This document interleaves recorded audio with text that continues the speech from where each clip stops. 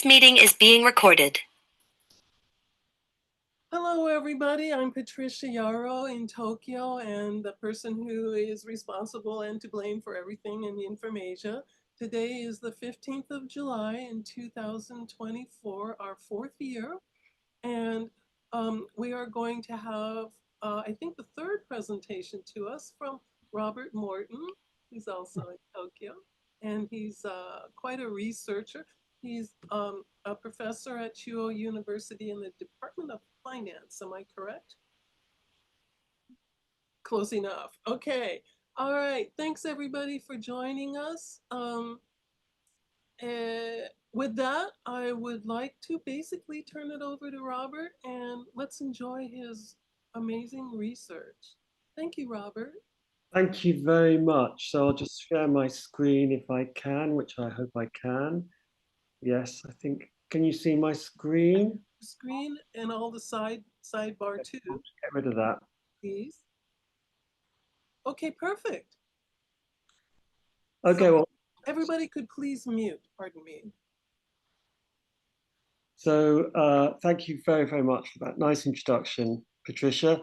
Thank you very much for inviting me yet again to speak to the information. It just shows that some people never learn. JOSIAH CONDER. So he is commonly referred to as the father of modern Japanese architecture, which seems quite an accolade for someone who was an outsider, especially someone who was far from the most talented architect today.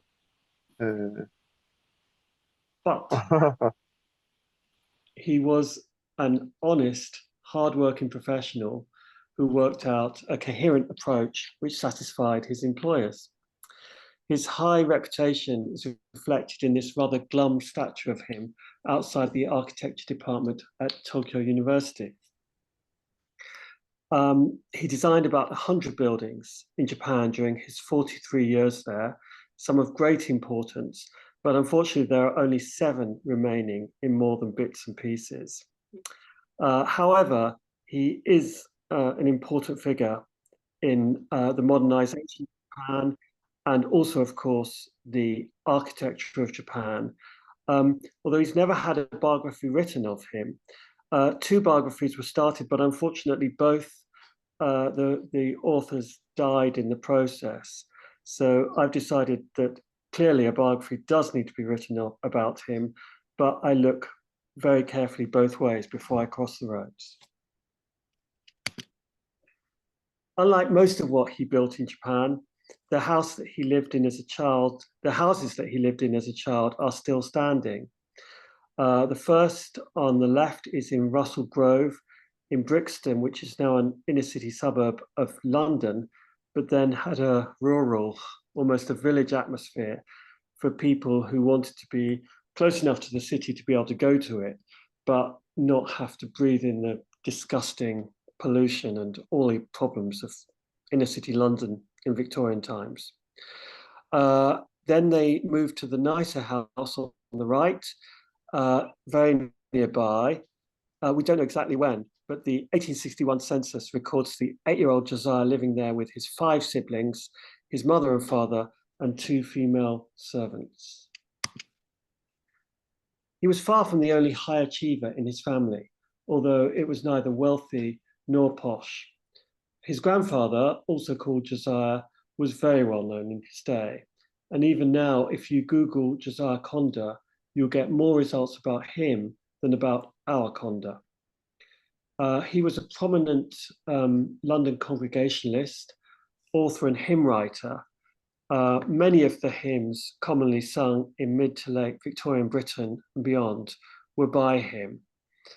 So I've put one of which I think is very effective, one verse of one of his hymns. Very simple, but very well expressed, I think. He was amazing. He had very little in the way of education. He left school at 13. He had no social status, but he became one of the most prominent intellectual and spiritual leaders of his day. And our Conder's great-great-grandfather Louis-François Roubiliac was the leading sculptor in Britain of his day. His best known work is this exceptionally informal study of Handel as Apollo, which is now in the V&A Museum in London. It's not letting me move my slide. Yes, it's done it. Okay, so here's an overview of Conder's career. You'll see from the second line here, so he was born in 1852.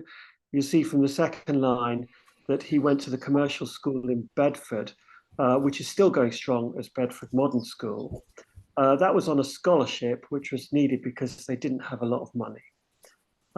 He left it at 15 to study at the South Kensington School of Art, which is now the Royal College of Art, and University College London. The fact that he studied at an art school and university shows how architecture could be considered both an art and a science. At the time, it was moving in the direction of a science.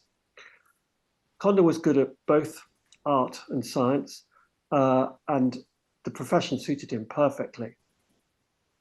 The following year, he became an articled pupil of the very well-known architect in his day, Roger Smith, who was actually a relation. He was a first cousin once removed and went to live with Smith's family. Being apprenticed was how architects had traditionally been trained. But as we've seen, architecture was starting to be taught at universities and considered an academic subject. Conder was doing his studying while this change was happening, so he benefited from both kinds of training. His most interesting mentor, William Burgess, I want to talk about him a bit in a moment, but now I'll run through the rest of Conder's career. So he became an assistant to Walter Rochdale, who was a close associate of Burgess. His big break came in 1876 when he won the Soane Medallion from the Royal Institute of British Architects.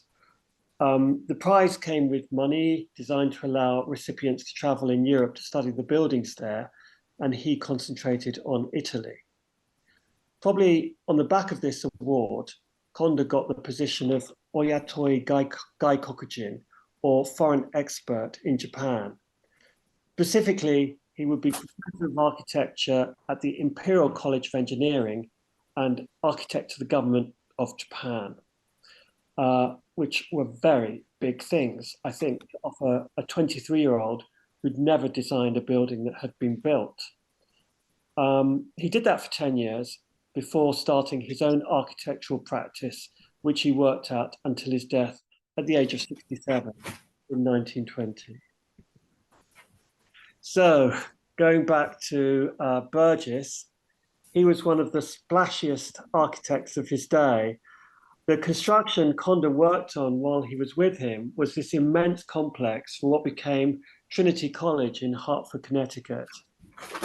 As you'll see from the photo on the right, it stopped partway through. Burgess's plan was just too big and too expensive. It would have cost $1 million, which was an incredible sum in those days. It ended up being taken over by a local architect. The Bohemian Burgess was the antithesis of Conder. His house was full of animals and birds. He was very camp. He loved drinking and smoking opium with his friends. And he wasn't a big fan of following rules. Rules, he said, are made only for incapables. Whatever looks best is best. In contrast, Conder was methodical, rule-following, and careful. He would work very hard to stay within budgets, whereas Burgess would go far over them. A cathedral Burgess designed in Cork was supposed to cost £15,000, but the final bill came to over 100,000. Conder never did anything like that. But there were three important things Conder learned from Burgess, I think. Firstly, to think big. In fact, I can't imagine many architects since ancient Egypt thought as big as Burgess.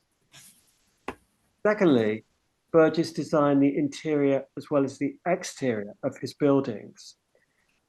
Conder too would give his customers a complete package, designing the furniture, light fittings, carpets, everything. And perhaps most crucially of all, Burgess taught him to admire Japanese aesthetics. Burgess never visited Japan, but he had a big collection of Japanese prints and artworks. And so this meant that Conder had a positive feeling about Japan before he even stepped foot in the country. This is the design of Conder's that won the Soane medallion. He called it Loyal Espoir, or Loyal Hope. It was strongly influenced by Burgess. You might notice it's very similar to the way that the Trinity College looked.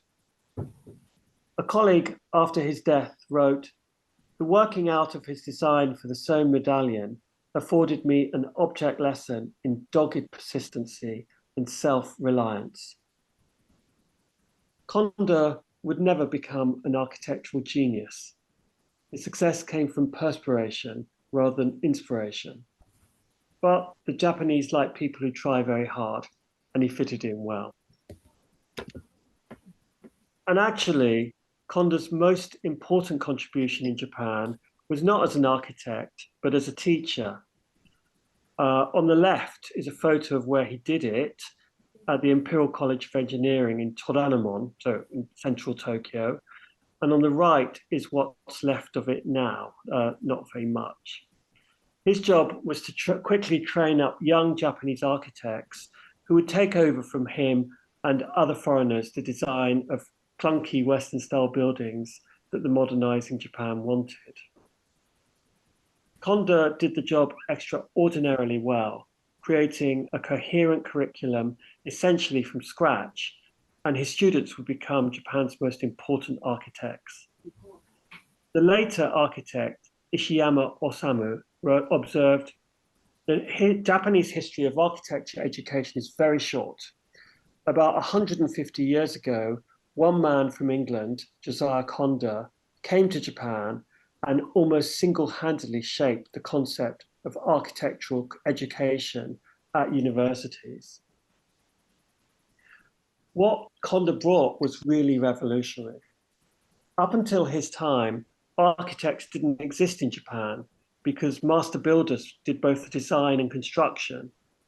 There's not a single pre-1850s building in Japan that we know the designer's name of. The other really important innovation he brought was the notion of permanence, although that turned out to be quite a temporary notion in Japan because, apart from its castles and certain temples, its buildings had always been temporary. But this, to a great extent, is still true. The average life expectancy of a Japanese house is about 30 years. And my house is 18 years, and it's certainly showing its age. Conder liked traditional Japanese architecture, but he thought it was unsuitable for the times. He called it perfected art and imperfect science, adding, "A Japanese building of the better class offers so many attractive features and harmonizes in many respects so perfectly with the brightest aspects of the national life that strangers may well be charmed into approval." This is a row of old buildings in Kawagoe in Saitama. The biggest problem with traditional Japanese buildings was they were so flammable. And Tokyo, with its ultra-dry winters, frequently had devastating fires. Edoko, as those born and raised in the city are still known, took a perverse pride in them, in the fires, and their down-to-earth manner, saying, "Fires and fights are the flowers of Edo." So Edo is, of course, the old name for Tokyo. Here is a picture of the worst fire that struck in Conder's time. It took out a swathe of Kanda and Nihonbashi before crossing the Sumida at Ryogoku Bridge and burning an even wider swathe through eastern Tokyo, only stopping where the city stopped. It was the third time that Nihonbashi had been burnt down in 15 years. Conde had this to say about what he was doing. There is a certain amount of satisfaction in assisting in the conversion of this large wooden capital into a permanent city by the erection here and there of solid and enduring buildings within its precincts. Tokyo must someday become a city of brick and stone, and the time is not far distant, let us hope, when no wooden huts will be built within its precincts, when those fearful conflagrations will no longer illumine the midnight sky, spreading ruin and desolation in their path, when the alarm of the fire bell shall no longer arouse the inhabitants from their slumber. Another issue that struck Westerners was how uniform Japanese cities were. As you can see at the bottom, A.B. Mitford said, "So far as architecture is concerned, Tokyo is the most featureless place in the world." Nowadays, it's a jumble, but when Conde arrived, most of Tokyo was like this. Tourists now swoon over traditional buildings, of course, but when that was all there was, they seemed less exciting. So Conde promised architecture that would be more visually interesting as well as more durable. But what style of architecture would be suitable to achieve these twin goals? Here's a picture of the first Western-style hotel in Japan, which was put up before Conde arrived. As you can see, it was quite Japanese in style, and it was especially so in its vulnerability to fire, only lasting 4 years from 1868 to 1872 before it burnt down. Conde decided that it wasn't possible to make the new buildings look Japanese and be durable at the same time. And he thought that a Western-style building with Japanese features would look weird. Fortunately for him, the Japanese agreed. They wanted their new buildings to look foreign. But Conde felt that as Japan was in Asia, the building should have an Asian look. So he developed what he called his pseudo-Saracenic style. Saracenic was from Saracen or Muslim. So he explained at the end of his life, it became necessary to seek in Indian or Saracenic architecture for forms which, having a logical treatment in brickwork or stonework, would impart an Eastern character to the building. Hence this first effort to impart a character not too much at variance with a museum of treasures for the Far Eastern arts. So this building, the Ueno Museum, it was one of his first buildings, and it was also Japan's first national museum. In fact, it was almost its first museum. And I think that this building was the biggest building in Japan at the time. Certainly, for this kind of building, it was on a scale that was absolutely unknown in Japan to that date. I think it's an extraordinary achievement. But by the way, the painting of it is by him.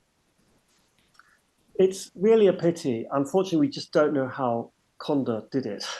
But it's easy to imagine that managing such a high-profile project, he was very busy with his teaching at the Imperial College of Engineering.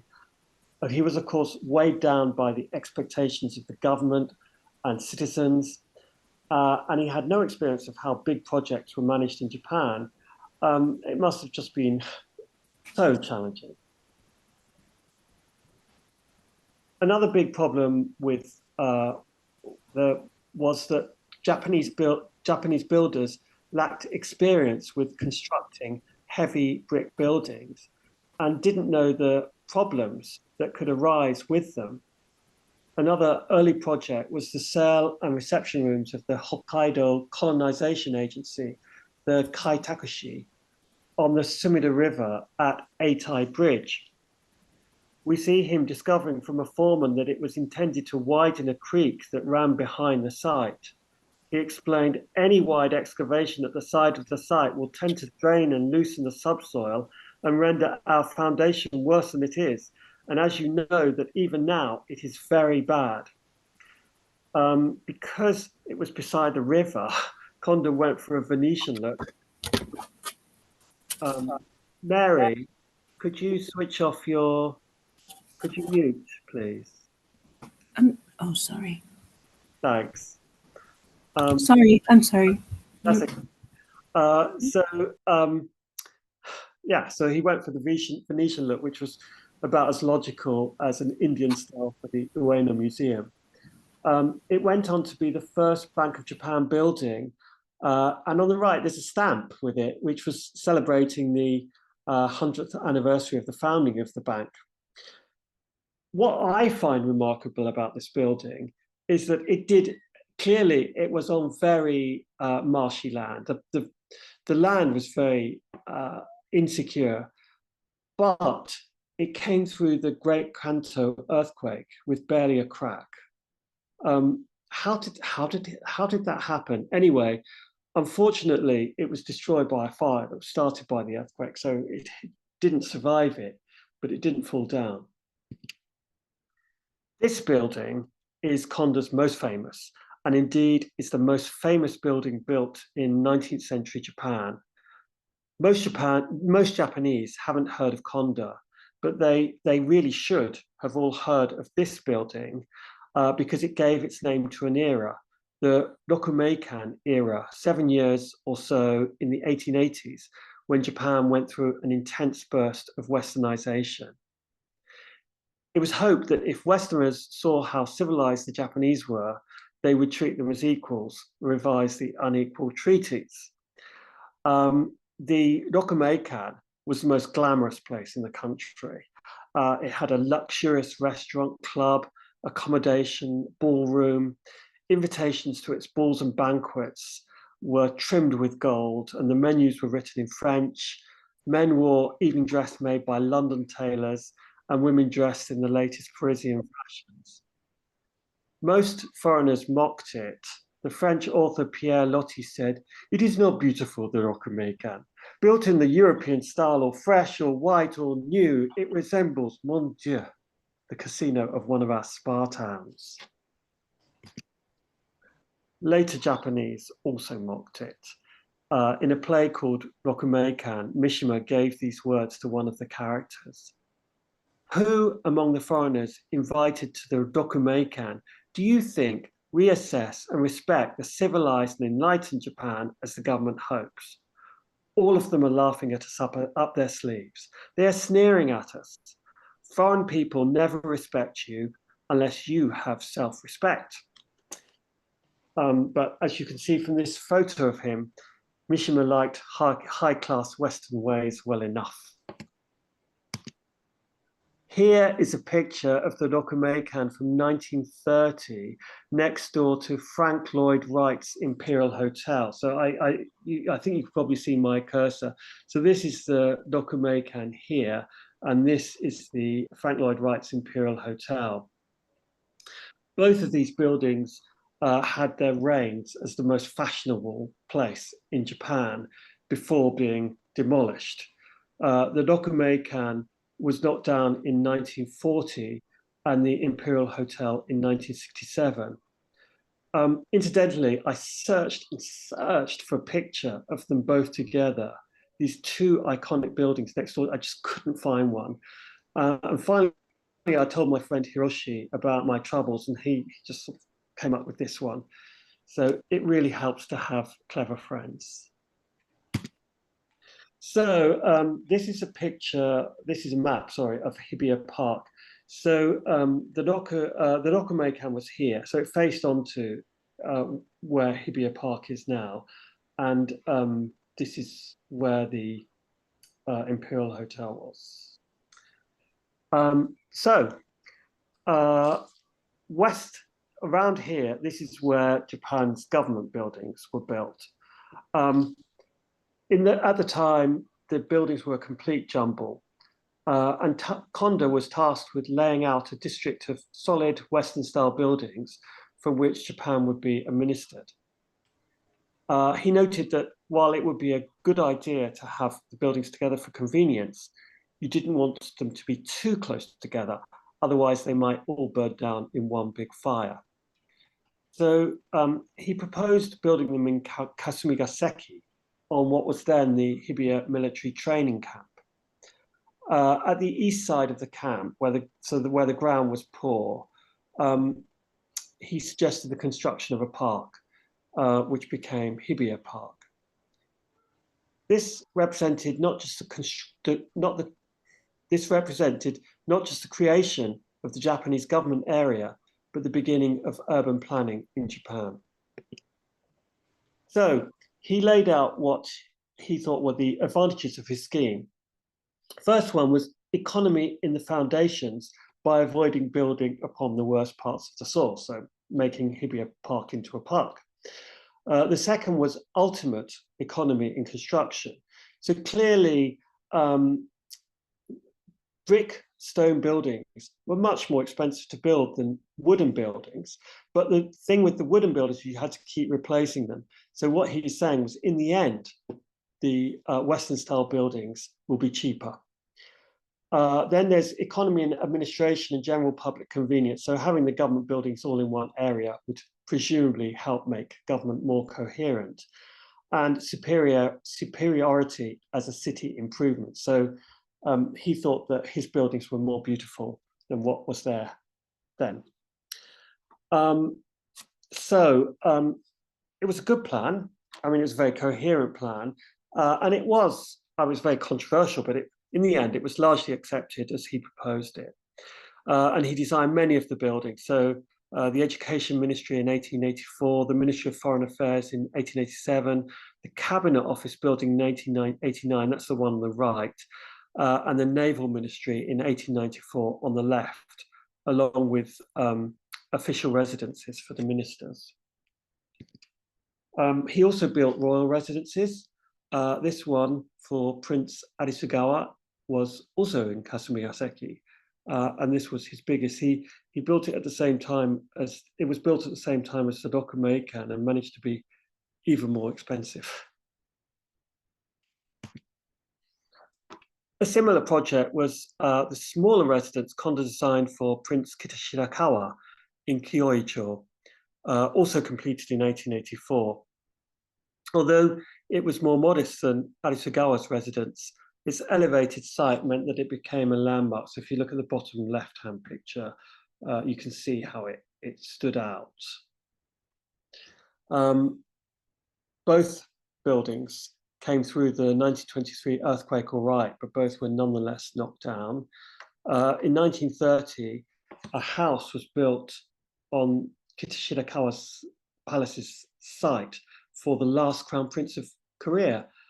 Here it is, which is still standing. It's now called the Classic House. And you can get very expensively married there and have nice French food there. When they were doing conservation on that work on that building, they found some brick foundations. So they're here in the top left-hand picture, these brick foundations from the Kita-Shirakawa residence. And these have been kept in place, and you can now see them. Surprisingly often, more importance is attached to preserving the traces of the buildings than the buildings themselves. So on the right, I just couldn't find a very good picture of it, but this is the best I could get. A more exciting commission was a new palace for the emperor to replace the one that had burned down in 1873. Conder spent a year working almost exclusively on this one project, making careful engineering surveys of the site and selecting materials that would make it earthquake-proof. He concluded that the soil wasn't suitable for a heavy building without major expense. I don't think many architects would have been so honest about admitting that. They'd have discovered it at a later stage and said, I'm very sorry, we need some more money to improve the foundations. Anyway, Conder was very, very honest. And I think that's one of the reasons why he was so successful, is he was completely trusted by his clients. Anyway, so he presented a plan for a wooden palace. But a wooden Western style palace would hardly look like progress. So they changed the site and said they would go for a stone building. But in 1880, after a lot of humming and hawing, they decided to go for a more traditional design. It was probably safer in an earthquake, but the decisive factor was the reaction that set in against Westernization. West was no longer best. So on the right, I'm sorry they're not better pictures, they're the best I could find. These were Conder's plans for the audience hall for the Imperial Palace.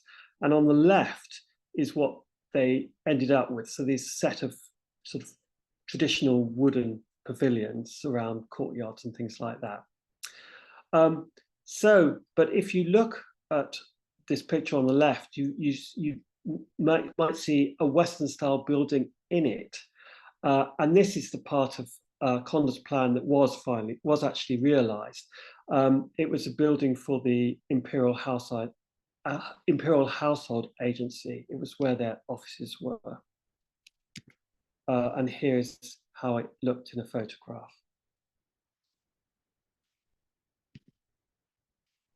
Conder had an extremely good run of 10 years, but the rejection of his plan for the Imperial Palace really did mark the end of it, and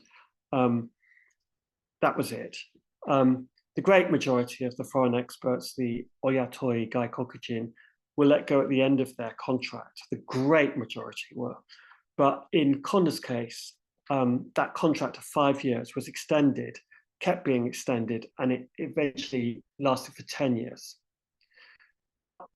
Thanks to excellent teaching, there were Japanese who could now take over.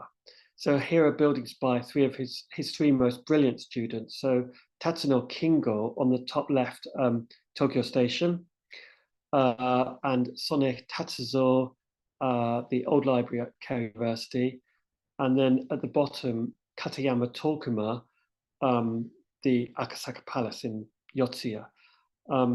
This really was the most interesting achievement, remarkable, that so soon after the techniques of building Western style buildings have been taught, this building could be constructed without any Western help whatever. There wasn't a trace of resentment or grudge or regret expressed by Conder when he gave way to these men. And I think this is probably why the second part of his career in private practice was so successful. Although he wasn't working for the Japanese government anymore, he worked for other governments, designing a number of legations, including the Austro-Hungarian one, which is on the site of what is now Sophia University in Yotsuya on the left. And the German one is on what is now the site of the National Diet Library on the right. Unfortunately, the British legation had already rebuilt, but Conder was friendly with Ernest Sato, who became British minister in 1895 and designed a house in Okuniko for him. This was an extremely uncharacteristic Conder building. His whole mission was to wean Japan off traditional wooden buildings and onto solid brick and stone ones. But in this case, the location was too remote to transport stone to transport the stone there without huge expense. Sato liked Japanese style buildings, and Conder gave him what he wanted. So he would listen to what his customers wanted and gave them what they wanted rather than what he thought they should have, particularly in this phase of his career. I think that tall gentleman standing outside must be Sato, but I can't quite, we can't see him well enough, I don't think, to tell. Another building which saw him adjust his principles was the one on the left here, a hall for the Unitarian movement, a branch of Christianity, which Peggy Canada might be interested in. Their first building was a classic Tokyo story. It was built in 1891 in Kanda, and it burnt down after just a week in one of those massive fires mentioned earlier. They wanted it to adhere to the Unitarian goal of blending cultures. So it's a mix of Western and Japanese style, and it was wooden. So two things which he had inveighed against. And you'd also thought that just after just having lost the building to fire, they might have thought, well, perhaps wood is not the ideal building material for the new one. Anyway, as Conder said, an architect's work often has to be one of trimming and compromise. On the right is the YMCA building, which included the biggest hall in Japan. It could accommodate 1,200 people, much more typical Conder work, although I think it looks a bit Addams Family to me anyway. Neither of those buildings is still standing, but this one is a survivor of sorts. Tokyo's Russian Orthodox Cathedral, known by everybody as Nikolai-do in Ochanomizu. In the big 1923 earthquake, the bell tower collapsed onto the dome, which seems like a very unlucky thing to happen. So both had to be replaced. But the rest is largely as Conder designed it. On the whole, his buildings did extremely well in earthquakes. He worked very hard at making them earthquake-proof and really took a very scientific approach about it. So that statue at Todai that we looked at in the first slide, I want you to look at the bottom of it, because two figures at the bottom are the earthquake demons. And the statue is supposed to show him crushing those demons. The statue was put up in 1921, so just before the Great Kanto earthquake. It was talking too soon, and he didn't crush them, but he certainly made progress in that direction. Quite a lot of his buildings in that earthquake sustained damage, but basically most of them remained standing. This was the case with the Ueno Museum, which, I mean, imagine what would have been lost if it had completely come down. The preservation of a lot of Japan's treasures, the fact that Conder built it in a way that it could survive a massive earthquake. Incidentally, the reason why it was put in Ueno Park, in a park, was so that fires that Tokyo had, it wouldn't spread to it. So again, they were protecting the treasures inside it. Conder's Christchurch in Yokohama did come down, although if you look at the fact that nothing was left around it, it really does seem it didn't stand a chance. However, the most lethal threat to the survival of Conder's buildings was not earthquakes, nor even the 1945 bombings, but the love of knocking things down. This one, close to Tokyo Station, was demolished and then replaced by a copy. So demolished in 1968 and then rebuilt in 2009. By the way, Tokyo Station, the Tokyo Station that we see today is a copy. None of it is the original Tatsuno building. And this one survived by the skin of its teeth. The post-war American occupation really wanted to dispossess the old magnates. And the Iwasakis were one of the major ones. They were the founders of Mitsubishi Industries. So the Americans allocated the land to the Japanese government, which passed it on to the Supreme Court. And it was decided to knock it down and build a legal institute and housing for judges on the site. The Japanese wing was demolished, but just in time, the Cultural Properties Commission intervened and deemed the building an important cultural property, which saved it. This was very fortunate, I think, because if I were advising someone on which was the nicest and easiest Conder building to visit, I would recommend this one of the 12 he designed for the Iwasaki family. As you'll see, Edward Seidensticker thought it was probably the best place in the whole country for acquiring a sense of how the Meiji plutocracy lived. The Iwasaki family were dream customers for Conder, being fabulously wealthy and very keen on his ideas for both the exteriors and the interiors of their houses. This was the most extravagant of all, the Kaito-kaku, which is still standing near Shinagawa Station. They used to they used to allow people to visit if they'd made a reservation, but they stopped that. But when my collaborator on this project, the architectural historian Neil Jackson, was coming to Japan, I said, oh, a highly respected and dignified academic is coming all the way from Britain just to see this building. So could we possibly visit it? And they still said no. So this building does seem to be impossible to visit nowadays. This one is easy enough to see though, the Mitsui Club. There was a sign saying no entry, but Neil and I decided it could hardly be meant to apply to us, and we wandered around without being bothered. This is another one of the surviving 7 buildings. It was originally built for Shimazu Tadashige from Satsuma. It's now part of Seisen University. Again, my talk of a highly respected and dignified architectural historian got me nowhere. But fortunately, Neil was in Japan during the university's autumn festival when we were allowed to move around it freely. So if you want to see this, this building, you have to go in November. It should be mentioned that these Western-style residences were nearly always for show.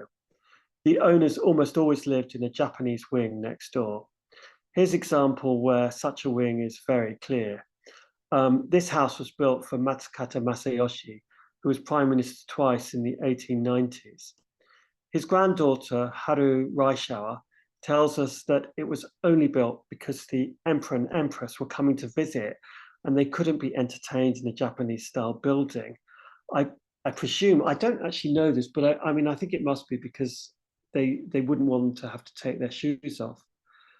Anyway, Raishawa didn't like it very much. She said everything about this structure was Victorian. The rooms were enormous with high ceilings and heavy drapes that made them dark and cold looking even at noon. They were filled with solid, heavy furniture, all imported from England. If you want to know what architects really want in a house, it's surely best to look at their own. This is the Conder residence sitting on a huge piece of land in what is now Roppongi. It looks, I would say, more appealing than many of the houses he built for others, although it wasn't as grand as they were. Perhaps you can just see on the right, there's the hint of a Japanese wing. People have assumed that it was built for Conder's Japanese wife, but here in a sketch by Kawanabe Kyosai, Conder looks happy enough lolling about on tatami. We should talk a bit about Kyosai because he was Conder's teaching of painting and a close friend, as well as being the greatest Japanese artist of his day. Kyosai was wild and mischievous.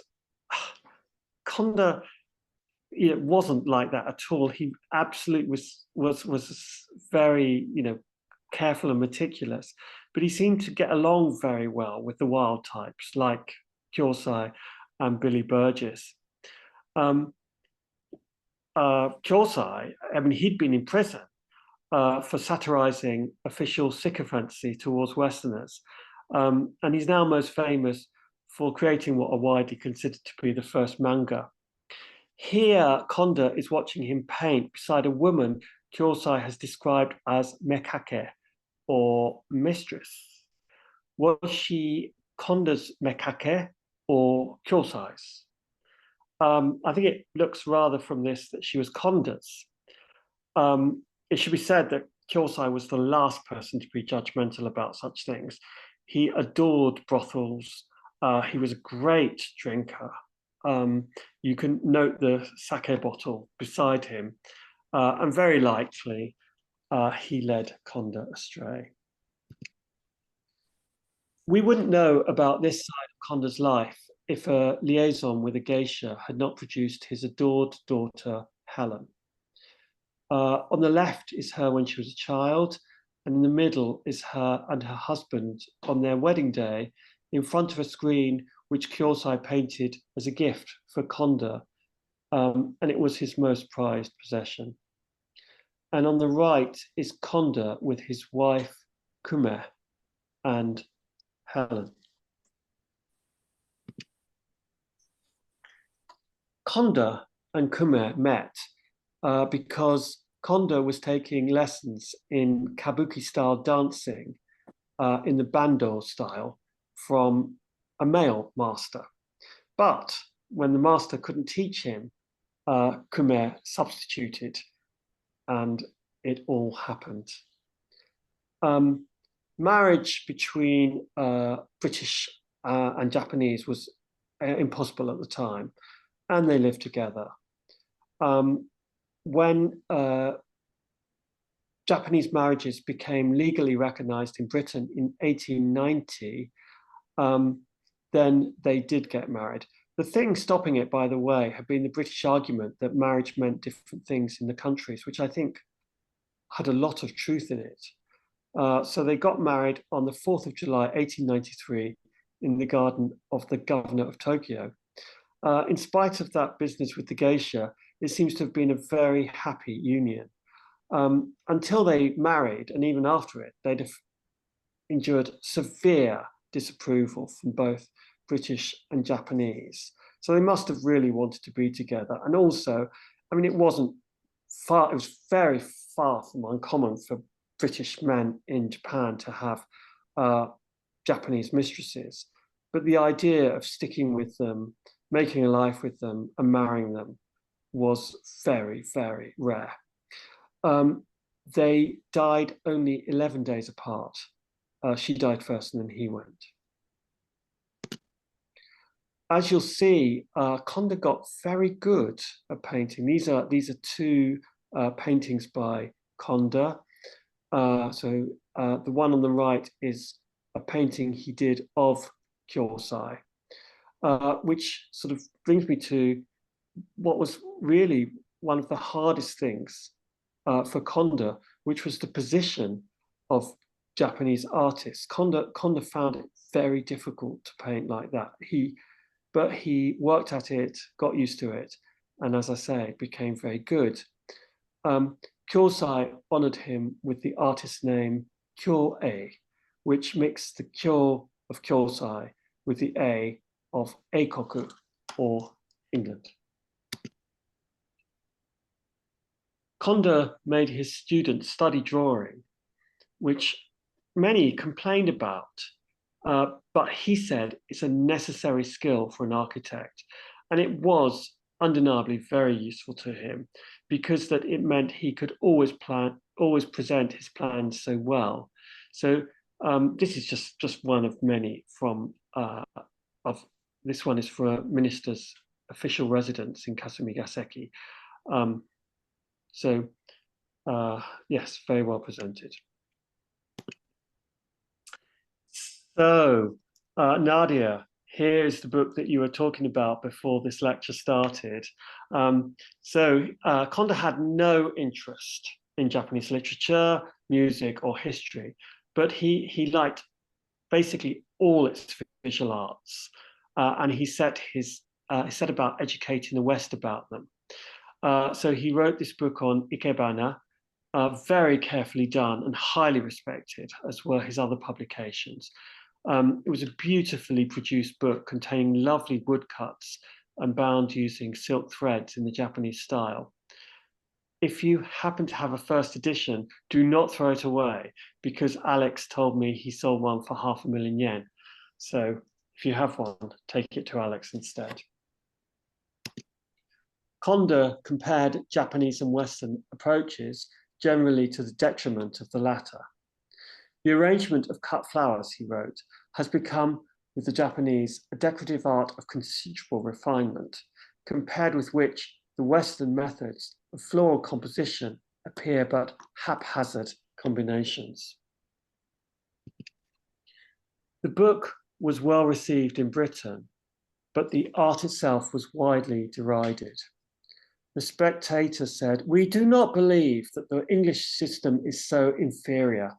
No doubt it is wild and untaught, but then the Japanese system has unhappily fallen a prey to that formalistic and conventional dry rot which affects all the arts of Japan, that soulless and abhorred dexterity which, even while refreshing and delighting the eye, sends a cold shudder to the heart.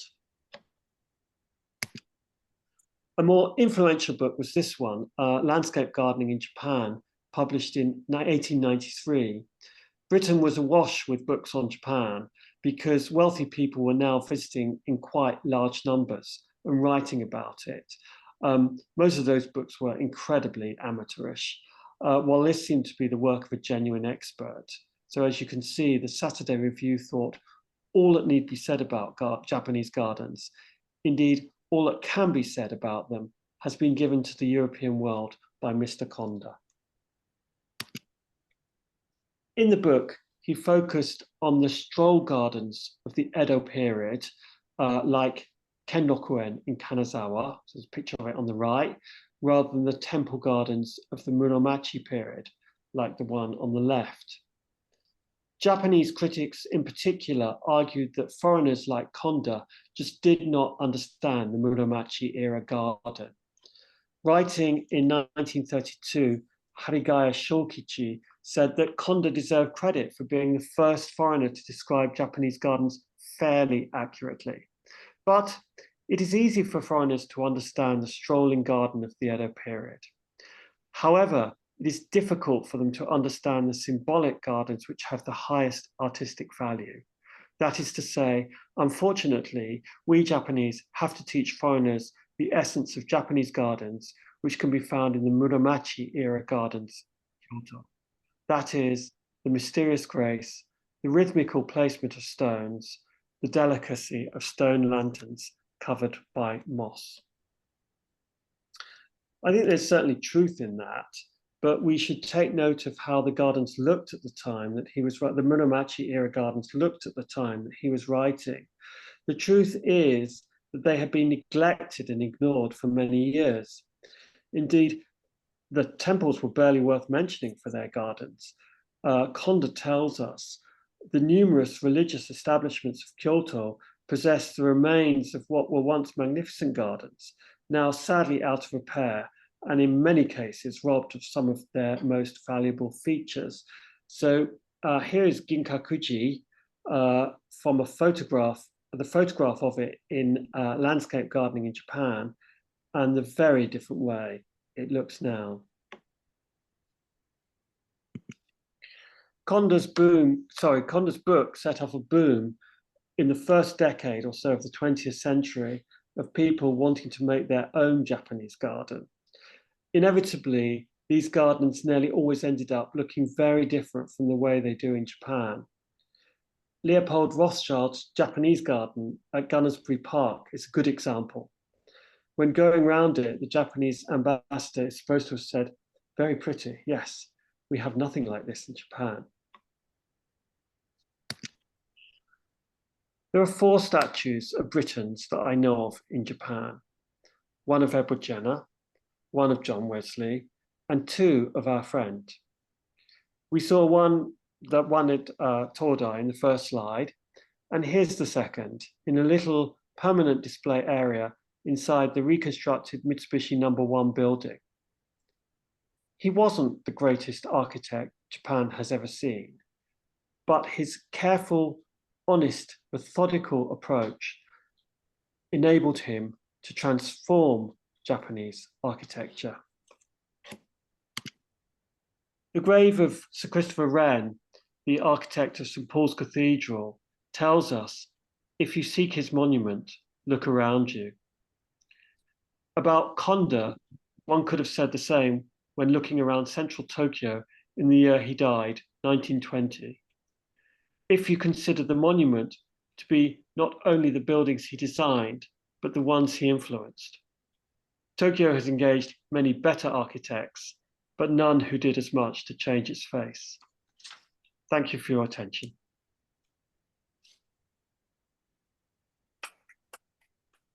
Okay, thank you, Robert. If people would like to unmute, please go right on ahead. That was amazing.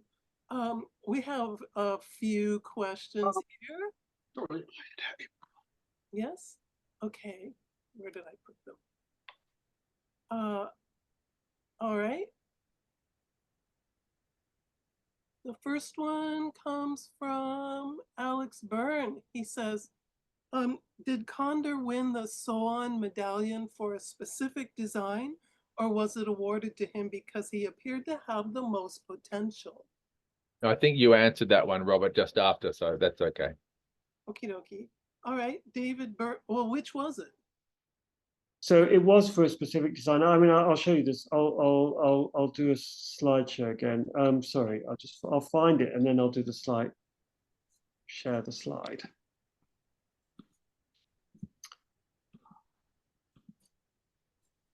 And there's a couple of other slides that we'll need. Okay, so shall I keep slideshow going? Okay. So yes, this is the one that he got the medallion for. So it was never built, but so I suppose it was partly for potential.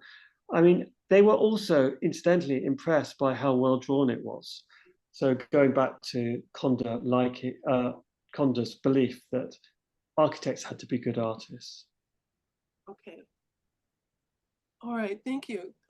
David Burley says, did Conder have any connection to or influence on the Scottish and Japan influenced architect and designee Charles René Mackintosh? I don't. If he did, I don't know of it. But I think his style was really very different. Certainly in the early days, it was very influenced by Burgess. You're welcome. It's my pleasure. In the early days, it was very much sort of Burgess's style. So it was quite sort of, Victorian Gothic. And he sort of developed his own style that became quite absolutely divorced from anything that was going on in Britain.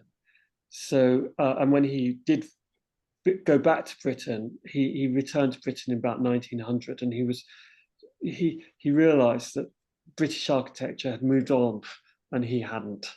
I just don't think he would have. I can't see any influence that.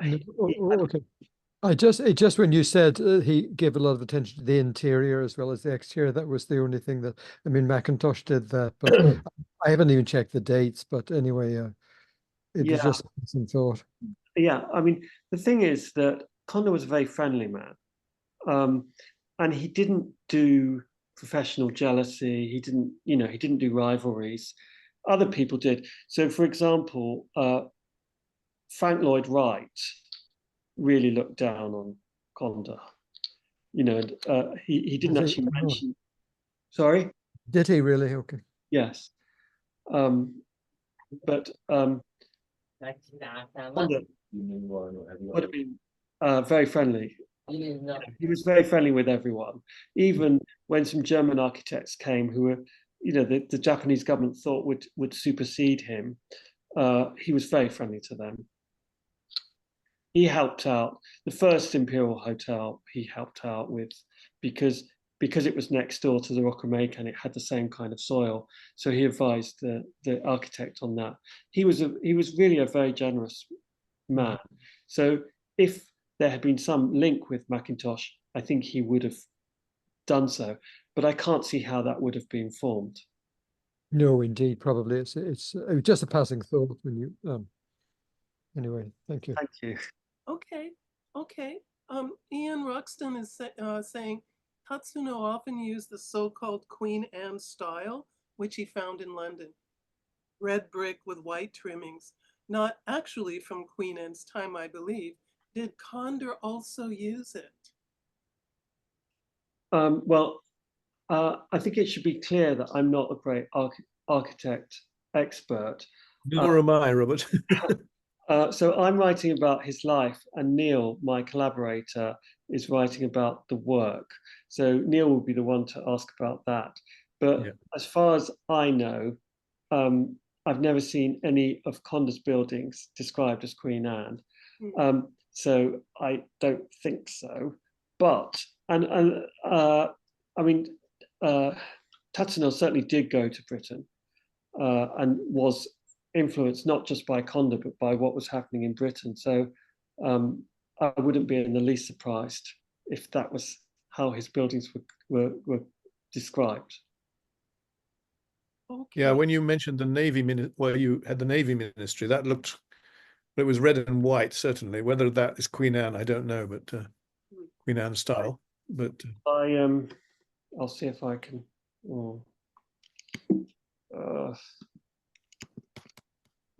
Should we just remind ourselves of the Navy Ministry? So Naval Ministry, it came down in the war. It was bombed. That's why we haven't got it anymore. yeah, there it is. Yeah. Okay. Michael Plasto wonders, how did he procure the bricks? Yes, good question. They did. I mean, they did have a brick making factory. I think it was in Akabane. So, you know, they could make. They did learn how to make bricks. I think they may have been able to make bricks before Conder got there, actually. But I don't actually know that. That's a great question, and I should look into it. Yes, I was also thinking about the costs with that, because a lot of stone was available from places like Odawara and so on. It wasn't terribly far away, whereas bricks, I mean, it'd be needed for the Yokohama foreign community and things like that. But if you're building a lot of very big buildings, do bricks really make good cost-effective sense? Was the thought that came. That I just don't know that. I don't. I think they did, if I may. The problem was initially that they didn't have a brick industry at all. The only firing things they'd been doing really were for tiles, and there'd been an increase in tile production through the latter half of the Edo period, and more tile buildings were going up. But there was a real problem about brick production. And you know the Ginza was initially kind of put up as the Ginza brick town, and this was kind of Japan's initial, we've got here, we can do Western brick buildings. But actually, if you look at what happened in Nihonbashi and so forth, they couldn't procure the bricks, so they built using traditional Kura style buildings, the Misegura, which if you go to Kawagoe, you can now see surviving examples, and all the ones that just filled Nihonbashi and so forth have gone now. So I think there was gradually, the Japanese government was determined it was going to do a brick cut, if you like, for everything, and gradually building up the brick industry. But they were actually, I think they were effectively sort of rationing who could use brick, simply because they wanted certain prestige things to go brick first. And then, of course, what upended the whole thing was in 1923 that many of the brick buildings did collapse. And after that, really, they decided that the only solution in an earthquake-prone country was to go for concrete, reinforced concrete. So brick then becomes kind of something we use for finishing, or tiled finishing that imitates brick, as you see in Todai's Hongo campus and places. So I think, yeah, it was a slow, gradual increase in what was available, and probably a lot of the time, if Conder wasn't using it, it was largely because it wasn't going to be available for the project, that particular project.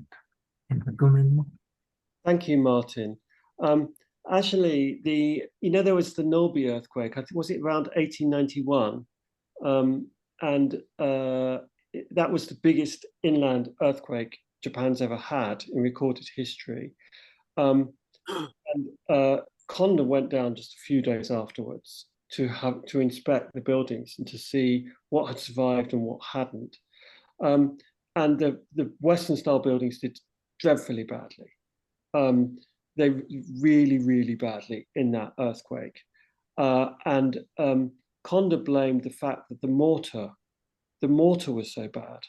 So the sticky bits that connect the bricks. And so Conder's argument was that his buildings were much more earthquake proof than Japanese style buildings, but that they had to be properly built, and that the buildings that had come down in Nagoya and so on were not. And that was why they came down. But I mean, people noted, for example, that foreign chimneys, factory chimneys, they did dreadfully badly. But Japanese pagodas did extraordinarily well in that earthquake. And so there was definitely, the Nobi earthquake was a real threat to Conder and the building of Western style buildings. But they, you know, by this stage, he wasn't building for the government, so it didn't matter too much. But I think that the thing that seems to be the message is that stone buildings were much more stable in earthquakes than wooden buildings, but that if a stone building came down, the consequences were much more serious. May I say something? I asked someone once, being very fond of bricks, why there aren't more brick buildings in Japan, and the answer was because we're an earthquake country. And that's stuck in my mind, but it seems that it's not a question of bricks, it's a question of what holds them together. Is that right? Well, that was Conder's argument. Yeah. But he was fighting for his professional career. Because if the consensus had been that it was too dangerous to build brick and stone buildings in Japan, then he wouldn't have had any customers left. Okay, could you go to that slide that had the earthquake demons on it? Patricia, I can't hear you very well. Could you? You can't? I asked people if they could hear me, and they said they could. How is this now? Can you hear me all right? It's slightly better now. I don't know if it's just you or everybody. Well, being 17 years old, I have excellent ears. Okay. Well, anyway, let me try this next question. We've just got a few more to go here. Ian Ruxton asks about the slide that had the earthquake demons. Yes. It says the building on the right seems to have Indian-style turrets. Is that? Sorry, I'm sorry if I didn't make it clear. That's the Ueno Museum. Okay. I think you did say that, but anyway, what about those turrets? They look Indian to me. Yes, well, that was the point. So if I Saracenic is Indian. Yeah, so I'll just go back to show you how it looked when it was all right. So I think you can see them here, can't you? These Yes. towers. Incidentally, I would have thought they'd be the first things to go in an earthquake, but they actually survived. I mean, certainly the least necessary part of the building, I would have thought, but anyway. Okay, Michael Plasto is wondering, what made it too expensive to bring stone to Okuniko? Was it the final climb up the lake? I don't know. I'm going on. So if you visit the replacement for that villa, which has been turned into a museum, that is what it says in one of the explanations. So I'm just taking them at their word. But I can imagine that it is quite a bumpy road, but I suppose they could have transported it by boat. Was this not Sato's? Sorry, was this not built at Sato's own expense initially? And yeah. So shall I go to the place in Nikko? If they were doing it by boat, they could get as far as Toshogu on the Daya River, and that would only leave them about 5 kilometers up to the, no, more than that, 10 kilometers up the mountain path to Sato's villa. And there is local stone, very good stone available, Oya stone. Montochigi was used in the Imperial Hotel, for example, by Lloyd Wright. So it just seems, maybe a convenient explanation by the people at the villa. I don't know. I think, well, I mean, Ian can correct me if I'm wrong, but I think that Sato actually quite liked wooden buildings, Japanese style wooden buildings, although the interiors were quite Western. So there's two fireplaces that have survived from the original that are in the new building. So he did have Western style comforts inside it. Yes, I would think, especially as a retreat from Tokyo, he'd rather have something which looked a little bit more, at least from the outside, a little bit more of a local design than, you know.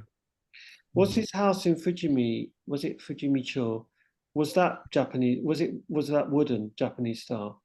Yes, I believe it was. Yes, but of course the family lived there, didn't they?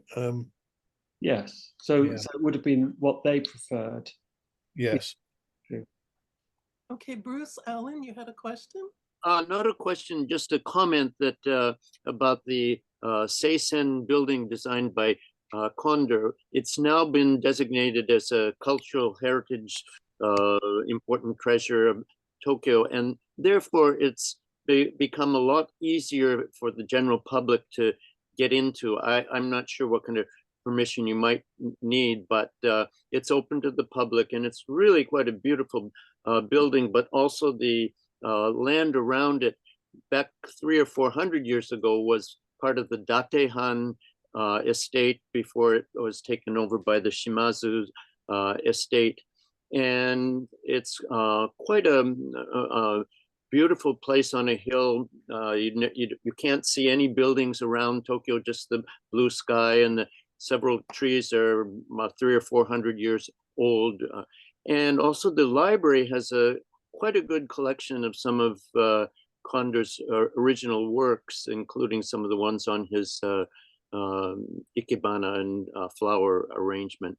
So 20 years ago, as a women's college, it was hard for the public to get into, but nowadays it's quite possible to get in there. So I would highly recommend it. It's used by a lot of NHK dramas for period piece showing and stuff like that. But anyway, it's in Gotanda where I used to teach, and I encourage people to take a look at it if you have a chance. Thank you. Thank you. Thank you very much. Thanks for sharing that.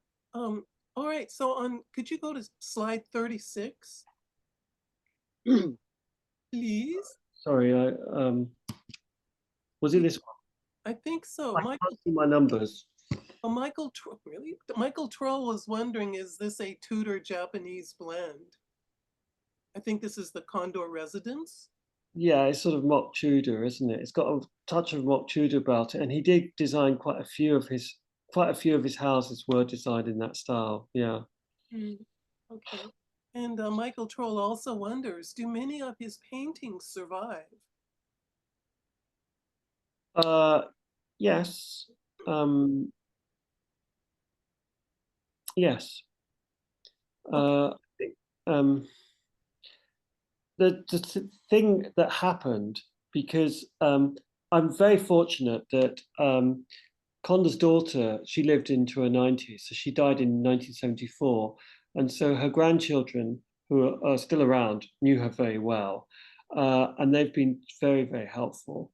The trouble was that, so Conder left her this immense art collection, and during the war, they were living in Denmark with her husband, who was the Swedish consul general, and they needed the money, so they sold quite a bit of the collection then, but she kept the important items, including that screen that was behind Helen on her wedding day.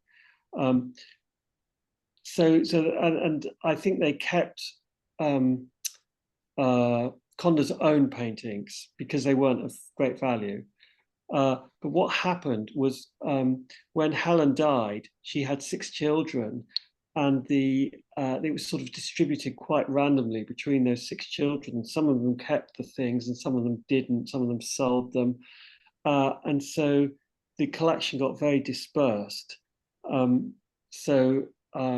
But I know that the person I've been in touch with, Will Groot, he certainly has some of those items. Okay, let's see here. Could you go to slide 47? There's just a question about.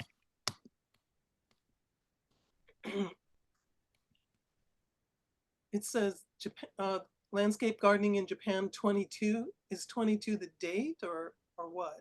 Page. The page. Okay, that's what we were thinking. All righty. Let me skip one and ask. Paul Snowden says, was Condor given the katakana name Kondoru right from the start, or was he occasionally Konda or Kondaru? That's very interesting. The thing is that Kyosai called him all sorts of things. So if you look back at that, sorry, the contact there, you'll see he's in this. He's Konteru.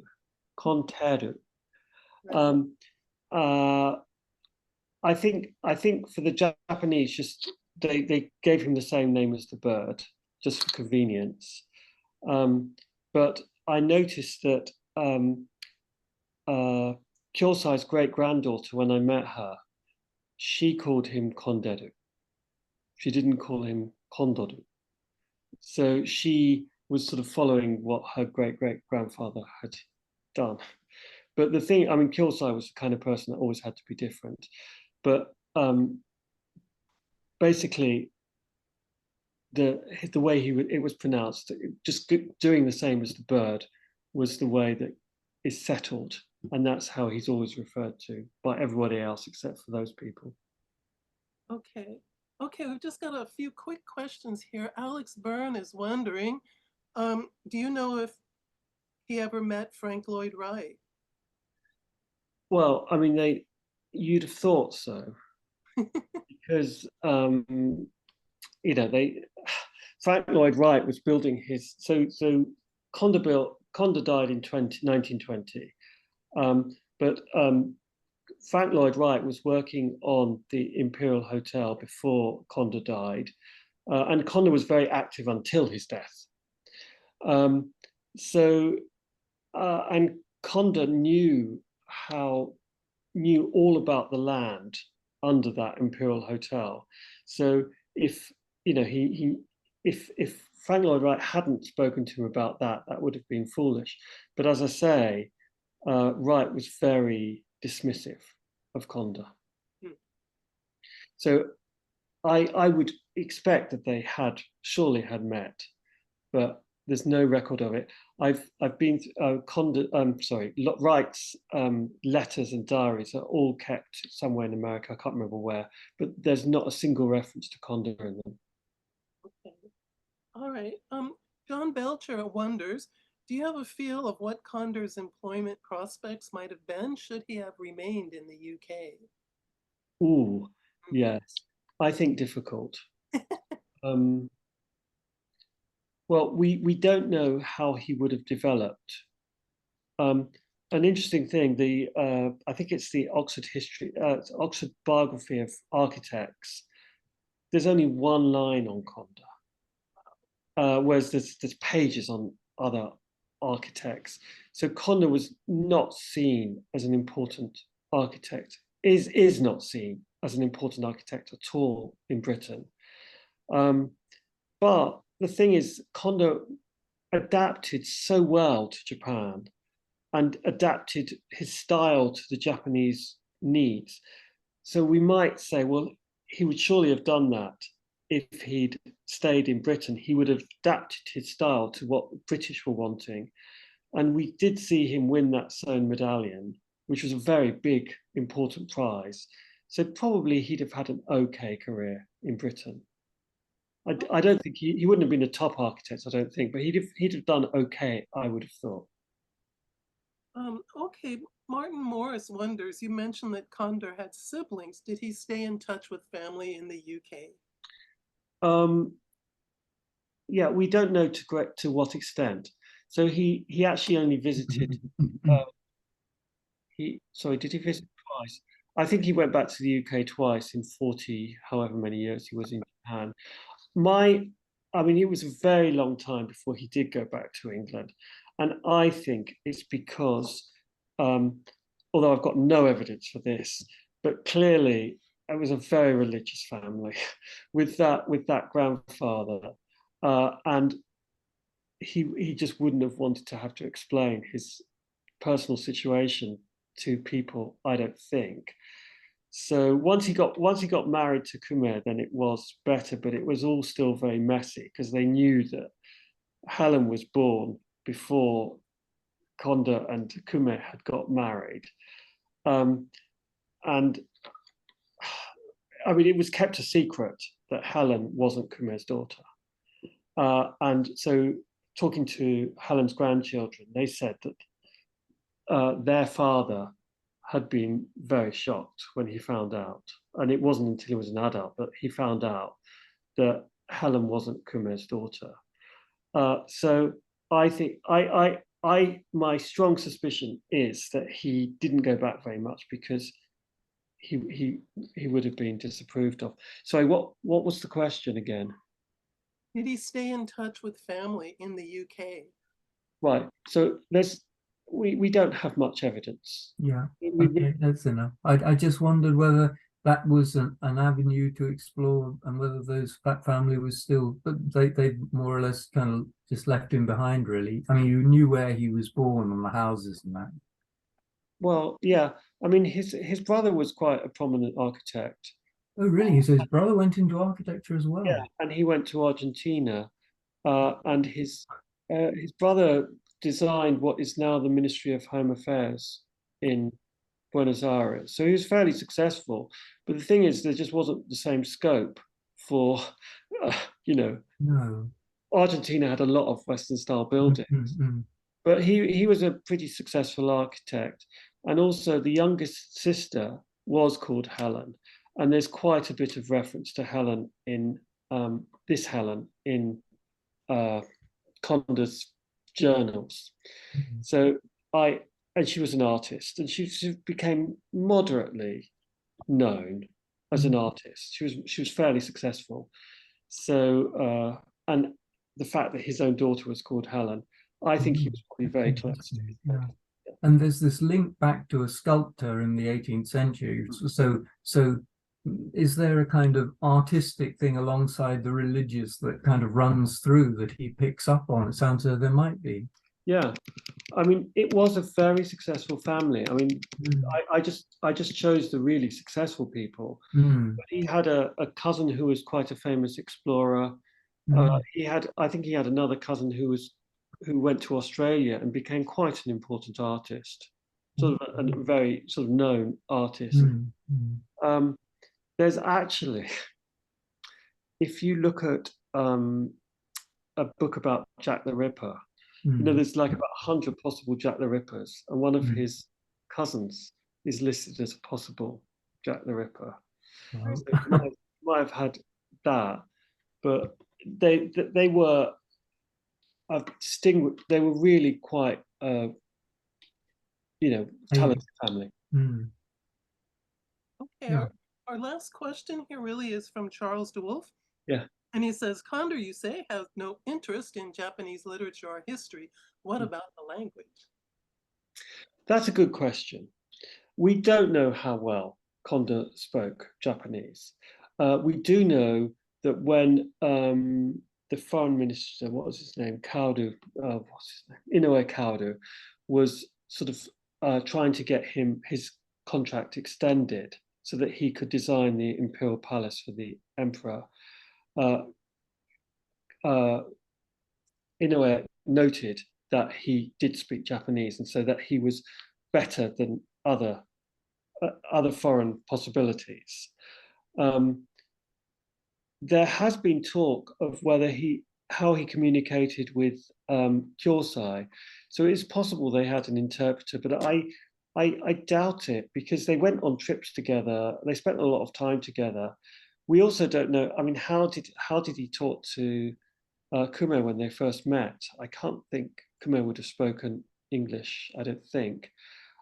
So I think he probably spoke it reasonably well, but not perfectly. Okay.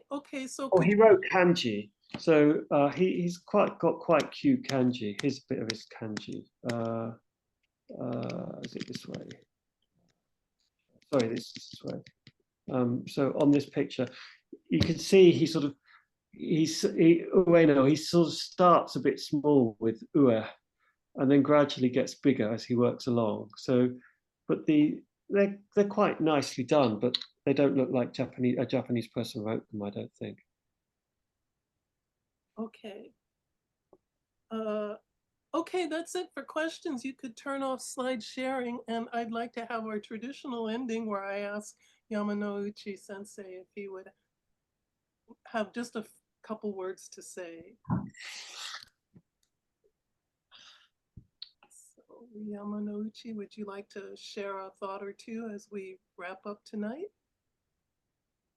Excuse me. Thank you. For a number of years, I have admired Robert Morton through his works on Ernest Sato and A.B. Mitford. And this is a new revelation to me, your excellent talk on JOSIAH Condeher. I have known and seen some of his architectural masterpieces, but only in isolation. And this evening, for the first time, systematically, thanks to your most illuminating and comprehensive talk. So thank you very much indeed. And one of the questions, if I may raise now, is he came to Japan earlier than those Scottish engineers, maybe some 10 years earlier, and left Japan as a result of the change of the Japanese government's policy in relying on the Japanese rather than on employed foreign professionals. And to see the matter in that way perhaps may be negative, but you mentioned also a positive motivation on his part to go back to Britain. And on the whole, this evening has been another evening of enlightenment for me. And thank you very much indeed, Robert. Many thanks indeed.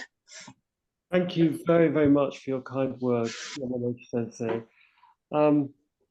He was there at the same time as some of the Scottish engineers. I think he was there around the same time as Brunton, who was the lighthouse engineer. What I find so interesting, the contrast between Condeher and Brunton, is Brunton was terribly dismissive of the Japanese generally. He thought they were useless. He thought that they were difficult to work with. He just thought that the state of Japanese engineering was so poor, whereas Condeher saw an extremely sophisticated culture with, and so although Condeher didn't think that Japanese buildings were appropriate for modern city, he really liked them. And I think his interest in Japanese arts like Ikebana and the gardens showed his deep affection for Japan. So he really had such a different attitude to the engineers that went, who were almost all very dismissive of Japan. Thank you. Okay. Gosh, with that, thank you, everybody. Thank you very much. Can I just say something? Oh, yes. Yeah, I just wanted to say something that I was we were talking about sending the Western professionals back and relying on Japan wanting to rely on its own people. Well, surely that was, I think, a very, very good idea. Yes. I quite agree. I think Japan is one of the very, very few countries that's managed to sort of get this foreign help, but managed to keep control of the process. A poor country, I mean, it was extremely poor, but they kept control. They paid, it wasn't charity, it wasn't foreign charity. They employed them and paid them themselves and got rid of them once they'd done their job. So I think it was extremely good, sensible policy. Yeah, I do too. It occurs to me that's another form of joy, sort of expelling the foreigners once they've outlived their usefulness or something. Wasn't it like 30% of the whole government's budget was spent on them or something? It was very high, wasn't it? It was very high because they were highly paid. Conde was highly paid. In comparison with the Japanese people he was working with, he was much more highly paid. And there was a huge difference between foreigners. So I think Lafcadio Hearn, he wasn't a Oyatoi Gaikokujin, and he was paid far, far less than someone like Conde. Yeah, the Oyatoi total budget was very high, remained high as long as they were around. So they tried to get rid of them as soon as possible. In fact, it was the majority of the new national budget in the Meiji government in like 1870s, 1880s. It took up a huge, because they didn't have very much income either. But between those and the overseas students, it was, I've seen the numbers and I always forget them, but it's like 60%, 65% of the national budget was in these relatively small numbers of personnel costs. Mm. Yeah, the story I've heard about Lafcadio Hearn is that when he became a Japanese citizen, he discovered that his salary was going down. Yes. Yes, that's what I heard too. It was a pittance of what he was compared to what he was earning before. But it was still massively less than what the Oyatoi were getting. No, I think when it started off, Hearn was hired into the 5th high school in Kumamoto by Kano Jigoro when Kano went down. And without a lot of fanfare, after 3 years, Hearn was ready to commit suicide. He hated it. He absolutely hated it. They had isolated him. He was making okay money, but the working conditions were terrible. And he asked for permission to be separated, and ended up teaching privately in Kobe. And Kano is after Kano had left the position, and he came back through Kobe, which was his hometown, Kano's hometown, and he went to go see Hearn, and they had this kind of long discussion as to why Hearn, who had been a great fan of Kano's, ended up hating him because he thought that Kano was behind him being torpedoed by everybody else in the school. But it sounded like every alt I've ever heard of, they were isolated, not used correctly. No one paid attention to their great ideas of how to teach English to Japanese people, and ends up just hating the job. Okay. Very interesting. With that, I'd like to bring the recording to an ending. So let's give Robert a big round of applause. Yeah. Thank you, Robert, very much. Thank you. Thanks, Robert. Thank you. Okay. Thank you.